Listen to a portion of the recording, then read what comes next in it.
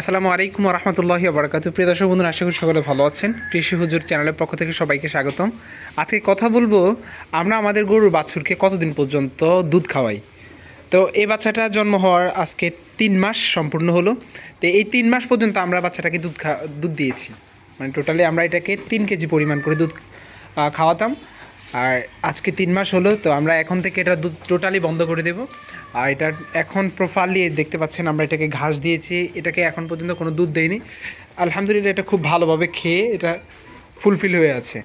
So অবশ্যই গরুকে যদি বাছুরকে যদি আলাদা ফিডিং করানো যায়, ফিডিং করানো হয় 3 মাস পর্যন্ত, এর মধ্যে খাবারটা যদি শেখানো যায়, তাহলে কিন্তু আপনার গাভীটা কিন্তু সঠিক সময় হিটে চলে আসবে, যেমনটা আমরা সবসময় করে থাকি।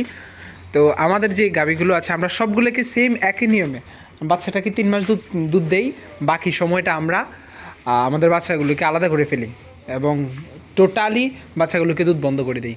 ওরা ঘাস এবং দানাদার খাবার যেগুলো আছে সেগুলো খায়।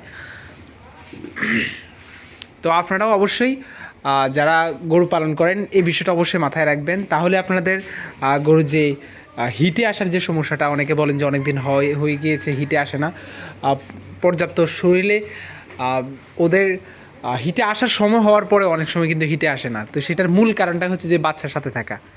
তো বাচ্চাটা অবশ্যই দূরে রাখবেন। তো ভিডিওটা ভালো লাগলে অবশ্যই কমেন্ট করবেন এবং জানাবেন। আর আমাদের ভুল ত্রুটি হতে পারে যেহেতু আমরা নতুন, তো বিষয়গুলো আপনারা ক্ষমা মার্জিত সুন্দর দৃষ্টিতে দেখবেন। আসসালামু আলাইকুম রহমতুল্লাহ।